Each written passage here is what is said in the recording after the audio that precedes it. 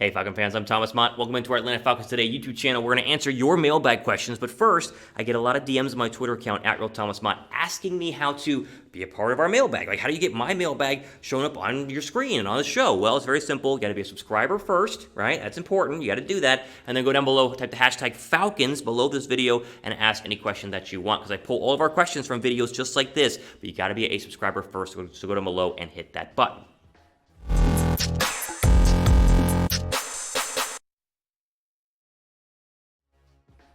All right, let's jump into our Falcons mailbag questions here. We'll start with Mafi, who says, do you see them hiring someone midseason running back-wise? Like trading for somebody midseason running back-wise? I do. I would like them to. You guys know I would like them to. But the question really is, will a running back be available to trade for at the NFL trade deadline? Like, will there be a running back out there the Falcons can go ahead and trade? Because you start to think and you go, normally teams aren't trading running backs at the trade deadline. It's just not a very common occurrence overall in the National Football League. Now, first off, before I show you some recent trades that have happened at the running back spot, I just want to say, the Falcons do need somebody else at running back. And I don't think they're going to go ahead and get somebody because we're so close to training camp. I think they're going to roll with Mike Davis and Qadree Ollison as their 1 and 2, which, again, to me is not that great. And if I'm proven wrong and Arthur Smith is this run offensive wizard who can make the Falcons be a top 5 rushing team with Davis and Ollison, then I'm all for it. But I just don't see that happening. And so I really think they should go ahead and get a running back. But I just don't see anybody out there that they will make a move forward. Talked about Le'Veon Bell. Talked about, again, other trade options as well. But there just isn't a lot. And so I'd expect them to keep their eyes open. But again, who's going to be available at the trade deadline? I did some digging and found 4 recent trades at the trade deadline, kind of mid-season running back trades. And you'll see, not a lot.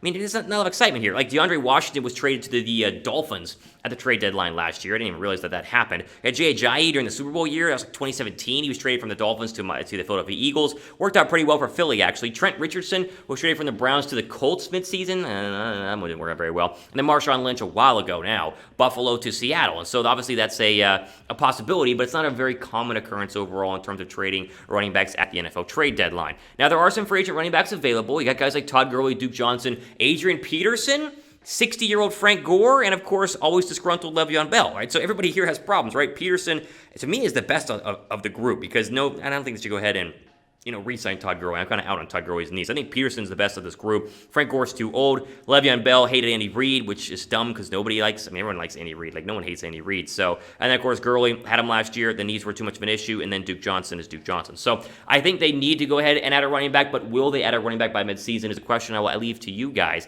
It'll be a little, leave a comment down below. Will the Falcons add a running back by midseason? I think they will. Type Y down below for yes. I think they won't. Then go down below and type N down below for no. All right, next question here comes from D1, I guess, Splash, SPLXSH, Splash, whatever. What kind of offense the Atlanta Falcons will run this year? That's a good question. Listen, I hope the Falcons are balanced. I hope they are able to go ahead and rely more on the running game than they have in the past because they haven't really had a really decent running game for the past couple of seasons. Now, I say balanced, but I also want them to throw the football because that's what they're going to be able to do best with Calvin Ridley and Matt Ryan and obviously Kyle Pitts. Maybe more creative. Maybe not even balanced. How about a creative offense? Because that was the real problem, I think, in Atlanta the past 2 seasons under Dirk Cutter. Cutter was so vanilla. He was so predictable, and there were so many times Atlanta would need a drive, they need a touchdown, they need a first down on the third down, and they were just bland and boring. You sat there and you watched, you would just scratch your head. You're like, what are they doing overall? So give me some excitement, give me some balance, and give me some creativity because you watch all these other young play callers. You watch Nick Sirianni when he was with the Colts, and Frank Reich in Philadelphia now with the Colts, and then Sean McVay and Kyle Shanahan. They're so creative with their offenses. Give me some of that, and I hope that's what Arthur Smith goes ahead and brings. Now, if last year is any indicator, these numbers are pretty darn good. If you could give me the Titans' offensive numbers from last year in Atlanta this year, you got a playoff team in the ATL. Look at this. They were 4th in points per game. They were 3rd in total yards per game. They were 23rd in passing. That's probably due to Ryan Tannehill. Imagine Matt Ryan in that offense. They were 8th in passing TDs and 2nd in rushing. Now, I know Derrick Henry's on that football team, but still, give me top 10 in all these categories, and you have a playoff team in the ATL.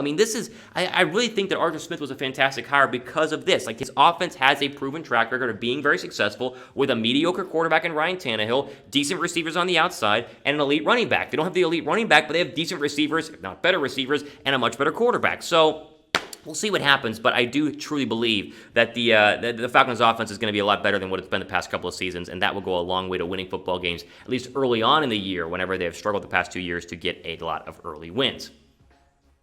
All right, we are so close to 3,000 subscribers here on the channel, trying to be the fastest and best Atlanta Falcons YouTube channel you can possibly find. We're at 2,700, and so another 300 to go ahead and get to 3,000, so help us out. Go down below and hit that red subscribe button as we try to grow as quickly as possible here. We only make more videos because you guys want to watch them, so go ahead and subscribe for more videos and plenty more content. All right, next question here comes from Archangel, who says, could Qadree Ollison end up being a starter since he was not given a fair chance? They only use him as a goal line back very rarely in a dirt cutter pass-heavy offense. So what day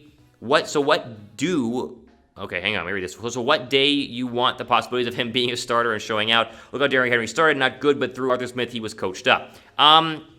Okay, a lot there. I don't know about being a starter, but it's do or die for Qadree Ollison. This is it. If he's terrible this year, he could be cut during training camp. It's very simple. Like, I'd be shocked if they would cut him because they need bodies at the running back spot. There's not a lot of depth there, but if he's awful, and he has been the past couple of years, then they're going to cut him because he's just not worth keeping on the football team. I mean, the guy literally did nothing last year. He had like one carry. I mean, he has like one carry for 3 yards. And even though, as I said, the depth chart, and you see on your screen right now, is not that great, unless Mike Davis is fantastic, which I hope he is, but as I keep saying, and I probably keep beating a dead horse here, I don't think Mike Davis is going to be good, but I just don't see how they can cut Qadree Ollison. Now, be a starter, I mean, we'd like him to. I think the goal right now should be a number 2 running back, be a short yardage goal line back, a third down running back, because that's what he was drafted to be, and they've hardly even used him in that area. Again, he barely played last year, and he was healthy the majority of the season. So I hope he can be good, and I hope he can be healthy, but I'm not putting any of my eggs into that basket. I want to be proven right instead of proven wrong in this sort of aspect with the running back position.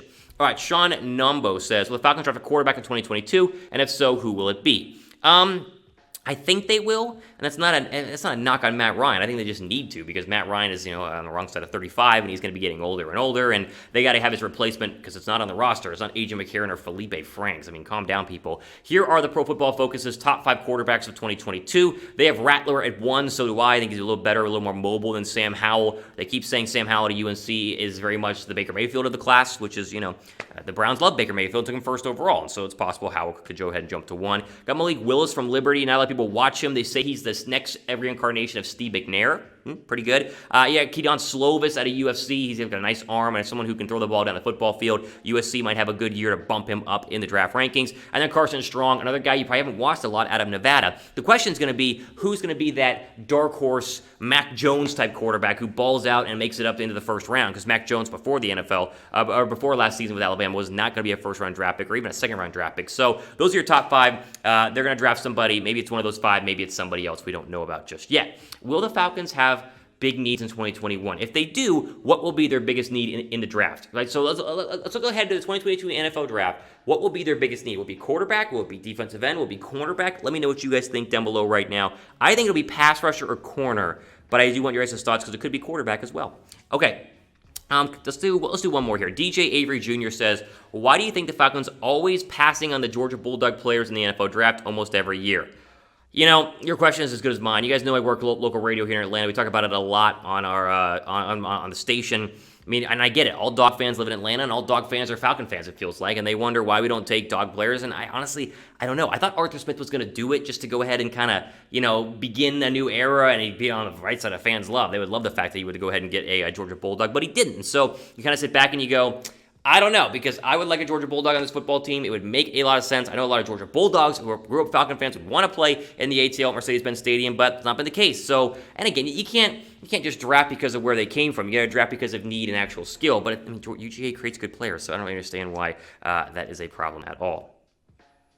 All right, ultimate for today here on our Atlanta Falcons Today video. Again, a lot of people asking me, Thomas, you didn't answer my question. How do I get my question on the show? It's very simple. Use the hashtag Falcons in the comments section on this mailbag video down below. That way I can find your comment. That's the easiest way to do it. I can do a little Command F and search for Falcons. That's how I do it. So go ahead and go down below and leave me any question you possibly could want, right? I mean, whatever you want to talk about regarding our Falcons, ask away, and I'll probably pull it for next week's mailbag video. And while we're at it, again, you got to make sure you're a subscriber. What we do here on the channel is we answer the subscriber-only questions. So it's free. It's simple. Like, if you're never subscribed to a YouTube channel, just go below me right now, hit that red subscribe button, and then you'll be a part of the channel. And that way you're up to date on all the latest Atlanta Falcons news and rumors as they come. Because, again, we are a couple of weeks away from them heading up to Flowery Branch. Some of the guys are already there, getting ready to warm up at Flowery Branch and sort of start of training camp. I was there a couple of years ago. Absolutely fantastic spot. And we're getting close to getting Falcons practices officially underway as the season is less than a couple of months away. So excited for that overall. Again, So we have our day here on Atlanta Falcons Today. I am your host, Thomas Mott, as we go ahead and sign off. Stay safe out there and enjoy your weekend as well, because the weekend is here and you guys got to enjoy it while you have it.